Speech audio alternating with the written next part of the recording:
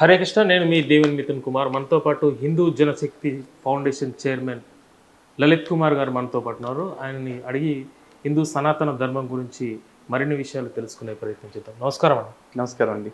బాగున్నారా? Yeah good. మీరు హిందూ జనశక్తి అనే ఒక ఫౌండేషన్ చైర్మన్గా ఉన్నారు కాబట్టి ఆ హిందూ జనశక్తి స్థాపించడానికి కారణం ఎవరు, దానికి సంబంధించిన ముఖ్య ఉద్దేశం ఏంటంటారు?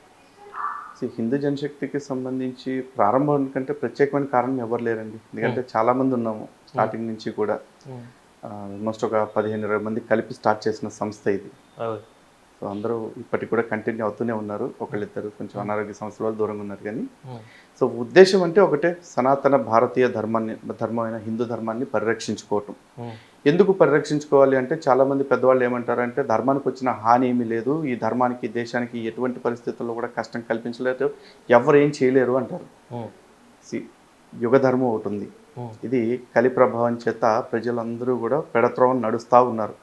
ఇలాంటి పరిస్థితుల్లో ధర్మానికి ఎగ్జంప్షన్ ఉంటుందా అంటే ఉండట్లేదు కదా. ఈ రోజున భారతదేశం ఒకప్పుడు అఖండ భారతదేశంగా ఉంది.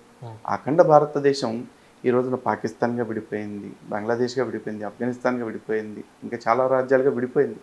ఇవన్నీ విడిపోవటానికి కారణం ఏంటి?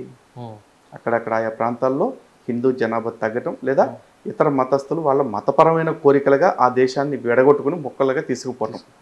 ఈ రోజున ఇంకా చూస్తున్నట్లయితే చాలామంది పాస్టర్లు సిగ్గుచరణ లేకుండా వీధులకెక్కి గంతులేస్తూ మాకు దేశాన్ని మొక్కలు చేసివ్వండి, మాకు ఇంకో భాగం పంచివ్వండి అని చెప్పేసి అడుక్కుంటూ ఉన్నారు. దేశం ఆల్రెడీ ఇన్ని ముక్కలైన తర్వాత మిగిలిన ఖండిత భారతం ఏదైతే ఉందో ఆ భారతాన్ని కూడా మళ్ళీ మాకు మొక్కలు చేసి అడుగుతున్నారు అంటే, మరి ఇలాంటి అడ్డగాడిదలు ఉన్న చోట వాళ్ళ నుంచి నా దేశాన్ని తల్లిగా భావించే నా ధర్మాన్ని, నా దేశాన్ని తల్లిగా భావించమని చెప్పే నా ధర్మాన్ని కాపాడుకోవటం కోసం నాలాంటి వాళ్ళు ఎంతమంది పనిచేయాలి? ఎందుకంటే ఈ రోజున విదేశీ నిధులతోటి ఈ దేశంలో మత మార్పిళ్లు చేయటం కోసం, తద్వారా ప్రజల్లో దేశభక్తిని జాతీయతని తగ్గించేసి దేశం మొక్కలు చేసి ఇమ్మనంగానే ఓ అని కేరింతలు కొడుతున్న బ్యాచ్ ఎవరైతే ఉన్నారో అలాంటి వాళ్ళని తయారు చేయటం కోసం కొన్ని లక్షల మంది పనిచేస్తూ ఉన్నారు. 2019 ఎలక్షన్స్ అప్పుడు కనుక మీరు చూసినట్లయితే కాకినాడలో జరిగిన పాస్టర్ల సదస్సులో ఒక పాస్టర్ బహిరంగంగా చెప్పాడు, జగన్మోహన్ రెడ్డి గారు మేము 5 లక్షల మంది పాస్టర్లు ఉన్నాం, మా సేవల్ని మీరు గుర్తుంచుకోవాలి, మిమ్మల్ని గెలిపిస్తున్నాం అని చెప్పన్నాడు. 2019లోనే ఒకడు కూర్చుని మేము 5 లక్షల మంది పాస్టర్లు ఉన్నామని చెప్పాడు. నిజానికి ఒక పాస్టర్ అంటే ఆ పాస్టర్ ఒక్కడే కాదు, ఆ పాస్టర్ భార్య కూడా. ఎందుకంటే పాస్టర్ భార్యను కూడా పాస్టర్ అమ్మే అంటారు. వీడంతా మగవాళ్ళని మార్చుకుంటా వెళ్తూ ఉంటే ఆవిడ ఇళ్లలో ఉన్న ఆడవాళ్ళని మార్చుకుంటూ పోతూ ఉంటుంది. అంటే వెరసి 10 లక్షల మంది ఒక్క ఆంధ్రప్రదేశ్ తెలంగాణలోనే పనిచేస్తున్నట్టుగా మనకి ఇన్ఫర్మేషన్. వాళ్ళ పాస్టర్లు చెప్పిన లెక్క ప్రకారం 10 లక్షల మంది ఈ 2 తెలుగు రాష్ట్రాల్లో ఇంతమందిని మతం మార్చడం కోసం పనిచేస్తుంటే వాళ్ళని ఎదిరించడానికి నాలాంటి వాడు కనీసం ఒక 1000 మంది ఉండాలిగా. అలాంటి 1000 మంది తయారవ్వాలన్న ఉద్దేశంతో హిందూ జనశక్తి పనిచేస్తూ ఉంది. సార్, మీరు ఈ మాట అన్నారు కాబట్టి, అంటే వాళ్ళ మత మార్పిడి చేయడానికి వస్తున్నారు కదా మన పబ్లిక్లోకి వస్తున్నప్పుడు, మన హిందువులు మన దేవుని మీద నమ్మకం సన్నగిల్లి ఇతర మతాలకు వెళ్తున్నారంటారా? అంటే మార్కెటింగ్ టాక్టిక్స్ ఉంటాయండి. ఈ రోజున ఆరోగ్యానికి ఏది మంచిది అని చెప్పేసి ఒక 4 చాయిస్లు ఇచ్చామనుకోండి, కొబ్బరి బొండం ఒకటి పెడతాం, మజ్జిగ ఒకటి పెడతాం, థమ్స్అప్, పెప్సీ అన్నీ పెట్టేస్తాం. సో ఇప్పుడు జనాల్ని చూస్ చేసుకోమంటే ఏది చూస్ చేసుకుంటారు ఎక్కువ మంది అంటే థమ్స్అప్, పెప్సీ చూస్ చేసుకుంటారు. కారణం ఏంటంటే ఫ్లేవరు, 2 ప్రైస్. కానీ దాంతో వస్తున్న ఆరోగ్య సమస్యలు ఎవ్వరు పట్టించుకోరు. కొబ్బరి బొండం కొంచెం కాస్ట్ ఎక్కువ, కానీ శరీరానికి చలవ చేస్తుంది. అదేవిధంగా ఆరోగ్యపరమైన బెనిఫిట్స్ కూడా చాలా ఉంటాయి. టేస్టీగా ఉండదు అనలేము, బట్ టేస్ట్ తాగితే కానీ తెలియదు వాళ్ళకి. బట్ దాని టేస్ట్ కంటే కూడా ఈ టేస్ట్ ఇంకాస్త టెంప్టింగ్గా ఉంటుంది కాబట్టి డెఫినెట్లీ థమ్స్అప్ని లేదా ఇట్లాంటి సాఫ్ట్ డ్రింక్స్ని చూస్ చేసుకుంటూ ఉంటారు. బట్ వీటి వల్ల ఆరోగ్యానికి హాని వస్తుందా అంటే దాన్ని ఎవరు పట్టించుకోవట్లేదు. ఏదో ఉన్నంతకాలం ఉన్నాము, ఎంజాయ్ చేసేద్దాం లైఫ్ అని చెప్పేసి ఈ మధ్య చాలా మాట్లాడేస్తూ ఉన్నారు. ఇదంతా ఎట్లా ఉంటుందంటే చార్వాక సిద్ధాంతంలో ఒక మాట చెప్తారు, యావత్ జీవం సుఖే జీవేతి రుణం కృత్వా ఘృతం పిబేతి అని చెప్పేసి చెప్తారు. అంటే మనం ఎలా ఉన్నాం అనేది కదా, అప్పు చేసైనా సరే నెయ్యి తాగాలి, జీవించినంతకాలం సుఖంగా బ్రతికేయాలని చెప్పేసి చెప్తారు నాస్తిక సిద్ధాంతాలు. వీళ్ళు కూడా అంతే చెప్తారు. వీళ్ళందరూ ఏమంటారు, ఎట్లా బతుకుతున్నాం అనేది ఇంపార్టెంట్ కాదే, సచ్చిన తర్వాత మనం పరలోకానికి వెళ్ళాలంటే ఏం చేయాలి, షార్ట్ కట్లో అంటే యేసుని నమ్ముకోవాలి, బైబిల్ చెప్తున్న మాట. ముస్లింలు చెప్పే మాట ఏంటంటే అల్లాని నమ్ముకోవాలి, అంతిమ దైవ ప్రవక్తగా మహమ్మద్ గారిని ఒప్పుకోవాలి, అదేవిధంగా ఖురాన్ని అంతిమ దైవ గ్రంథంగా ఒప్పుకోవాలి. ఈ 2 కండిషన్స్ మ్యాచ్ అయితే చాలు. వీళ్ళిద్దరు పరలోకానికి బెర్త్ కన్ఫర్మ్ అయినట్టు అని ఫీల్ అవుతారు. కానీ సనాతన ధర్మంలో బెర్త్ కన్ఫర్మ్ అవ్వాలి పరలోకంలో అంటే లైఫ్ టైం బతికున్నంత కాలం మీరు ప్రతిరోజు మిమ్మల్ని మీరు కంట్రోల్ చేసుకుంటూ ఉండాలి. ఎందుకంటే నేను 99 ఏళ్ళు మంచి పనులు చేశాను కాబట్టి ఒక ఏడాదిలో పోతా కాబట్టి ఈ ఒక్కేడు నాకు నచ్చినట్టు ఉంటాను, నేను రేపులు చేస్తా బతుకుతాను, అంత మటర్లు చేస్తా బతుకుతాను, పక్కోటి సొమ్ము లాక్కుంటూ బతుకుతా అన్నారు అనుకోండి, ఆ కర్మే, ఈ కర్మే. మీరు ఎక్కడ తప్పించుకోవటానికి లేదు. బట్ క్రిస్టియానిటీలో మీకు ఆ వెసులుబాటు ఏమిస్తున్నాడు పాస్టర్ చెప్పేటప్పుడు, అరే బాబు నువ్వు 99 ఏళ్ళు నానా పాపాలు చేసుకో, చచ్చిపోవటానికి ఒక గంట ముందో లేకపోతే కొద్ది రోజుల ముందో యేసుక్రీస్తుని నా సొంత రక్షకుడిగా నేను అంగీకరిస్తున్నాను నువ్వు అన్నావు అనుకో, నీకు పరలోకంలో ప్లేస్ వచ్చేస్తుంది. నువ్వు భూమి మీద ఉండగా ఏం పాపాలు చేసావు అనేది కూడా ఎవరు కౌంట్ చేయరు. ఇది పాస్టర్లు స్వయంగా చెప్తున్న మాట. సో ఇదే టెంప్టేషన్స్ జనాల్లో క్రియేట్ చేసి చాలా మందికి ఉండేది ఏంటంటే పాప భీతి ప్రజలందరికీ కూడా. వాళ్ళు ఏమనుకుంటారు, తెలిసి చేస్తున్నాము, తప్పక చేస్తున్నాము, పాపాలు చేస్తూ ఉన్నాము, ఈ పాపాల నుంచి మమ్మల్ని కాపాడేది ఎవరు అని చెప్పేసి ఏదో ఒక పాయింట్ ఆఫ్ టైంలో వాటి మనసులో మదన పడతా ఉంటాడు. అలాంటి టైంలో ఈ పాస్టర్లు వచ్చి ఏమంటారంటే, మా యేసుని నమ్ముకో, నీకు రుణమాఫీ అయినట్టు పాపాలు మాఫీ అయిపోతాయి అని చెప్పేసి అంటారు. వీడికి ఏంటి, అది సింపుల్గా అయిపోతుంది కదా, రాయేసి చూద్దాం అని చెప్పేసి అనుకుంటారు. ఇంకొంతమందిని ఏం చేస్తారంటే అనారోగ్య సమస్యలతో బాధపడతా ఉంటారు పేదవాళ్ళు. వాళ్ళ దగ్గరికి వెళ్ళిపోయి, ఏమ్మా నీకు జ్వరం తగ్గట్లేదు అంటున్నావు కదా, నేను ప్రార్థన చేస్తాను, తగ్గితే మా మతంలోకి మారు, లేకపోతే నీ ఇష్టం అని చెప్పేసి అంటాడు. అంటే కొండకు వెంట్రుకేస్తున్నాడు. కర్మగాలి ఇటు ప్రార్థన చేసినప్పటికీ వాడికి తగ్గింది అనుకోండి, ప్రార్థన వల్ల తగ్గక్కర్లా, ఏ కారణం మీద తగ్గినా కూడా చూసావా మా ప్రభువుని నమ్ముకునే బట్టి దెబ్బకి జ్వరం తగ్గిపోయింది అని చెప్పేసి అంటాడు. లేదు అనుకుంటే ఏమంటాడు, ఆహా తగ్గలేదా, అయితే నువ్వు ఇంకా పూర్తిగా ప్రభువుని నమ్మలేదు కాబట్టి తగ్గలేదు, ఇంకాస్త గట్టిగా నమ్ము అని చెప్పేసి అంటాడు. మొత్తానికి ఎక్కడ చుట్టేస్తాడు, ఎటు పోయినా ఆడికి లాభమే, ఆడికి లాభం. కొండకు వెంట్రుకేస్తున్నాడు, వస్తే కొండ, పోతే వెంట్రుక, వాడిది ఏం పోయింది.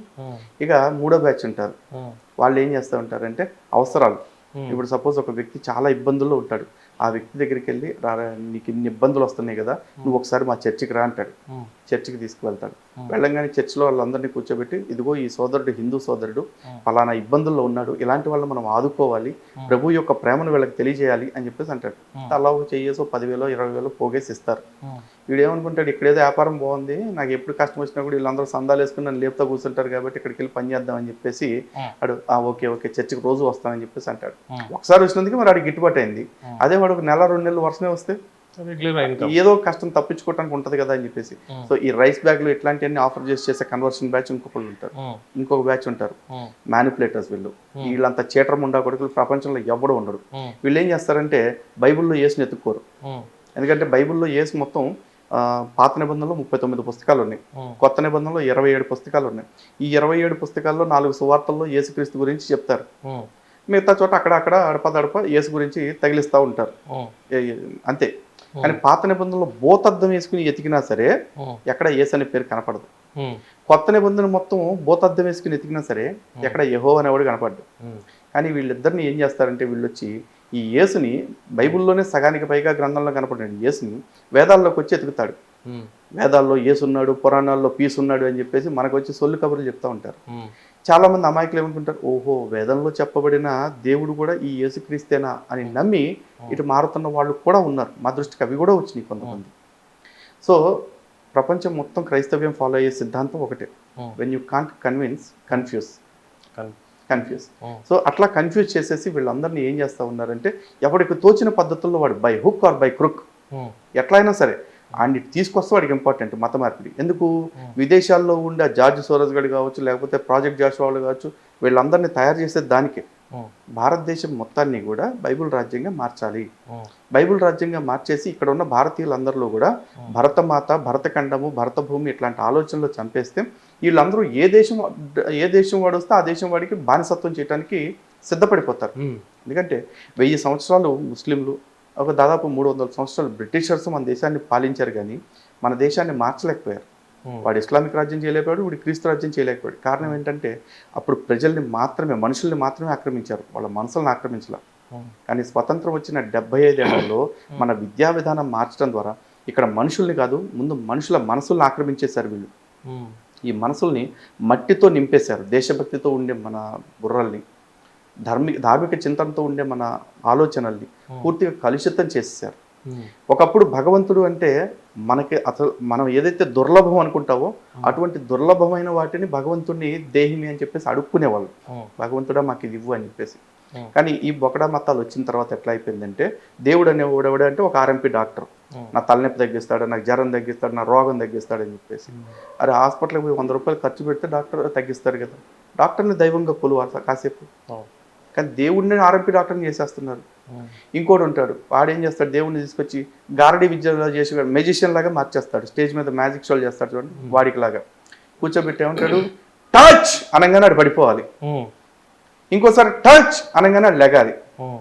ఏంట్రా అంటే ఏమీ లేదు, మాయలు. ఇవన్నీ దేనికి? ఏదో ఒక రూపాయన మోసం చేసి మత మార్పిడి చేయడానికి. ప్రతి కుక్క వాగే మాట ఏంటంటే, నాకు భారత రాజ్యాంగం మత ప్రచారం చేసుకునే స్వేచ్ఛ ఇచ్చిందని చెప్పేసి అంటాడు. అరే కుక్కల్లారా, నీకు మత స్వేచ్ఛ ఇచ్చిన అదే రాజ్యాంగం, అదే మత స్వేచ్ఛ మిగతా వాళ్ళకు కూడా ఇచ్చింది. ఆ మత స్వేచ్ఛ వెనకాల, ఎందుకంటే ప్రతి ఆర్టికల్కి వెనకాల రీజనబుల్ రెస్ట్రిక్షన్స్ అని చెప్పేసి అదే ఇండియన్ కాన్స్టిట్యూషన్లో ఉంటాయండి. ఈ మత స్వేచ్ఛ ఏదైతే ఉందో ఆ ఆర్టికల్కి కూడా వెనకాల ఆర్టికల్ 25(1)లో క్లియర్గా చాలా చెప్తున్నారు, freedom of concerns and public order subject to health and morality అని చెప్పేసి. కానీ వీళ్ళు చేసే మత ప్రచారాలు ఏవైతే ఉన్నాయో ప్రతి ఇంటికి వచ్చి పాంప్లెట్లు పంచుతూ బైబిల్ పంచుతూ చేస్తారు కదా, కరపత్రాలు చూడండి, ఎక్కడ కన్సెన్స్ ఉంది? మీ మనస్సాక్షి లేదా మీ అంతరాత్మ ప్రబోధానుసారం మీరు వెళ్ళి నాకు నీ యేసు గురించి చెప్పు అంటే చెప్పాలి.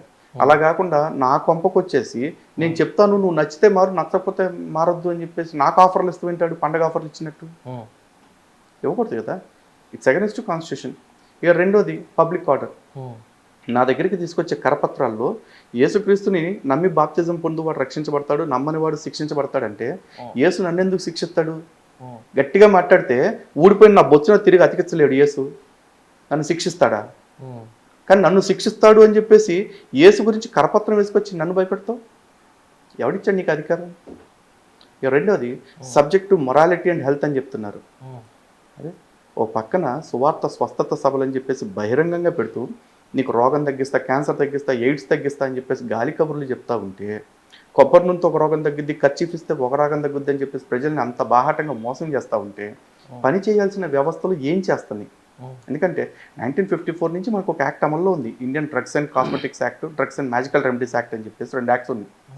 ఈ 2 యాక్ట్స్ ప్రకారం మ్యాజికల్ రెమెడీస్ యాక్ట్ అని చెప్పేసి దారుణంగా బహిరంగంగా ఇట్లాంటి రెమెడీస్ చేస్తుంటే, మ్యాజిక్ షోలు చేస్తూ ఉంటే ఎవడూ పట్టించుకోవట్లా. సుమోటోగా స్పందించాల్సిన వ్యవస్థలు కూడా కదలట్లా. ఇక డ్రగ్స్ అండ్ కాస్మెటిక్స్ యాక్ట్ ఉంది, కొబ్బరి నూనె నువ్వు మందు అని చెప్పేసి అమ్ముతున్నావు, ప్రేయర్ ఆయిల్ అని చెప్పేసి, ఈ ఆయిల్ తాగితే రోగాలు తగ్గుతాయని అంటున్నావు. మరి అట్లాంటి ప్రొడక్ట్స్ అన్ని మార్కెటింగ్ చేస్తుంటే ఏమైపోయింది ప్రభుత్వాలు?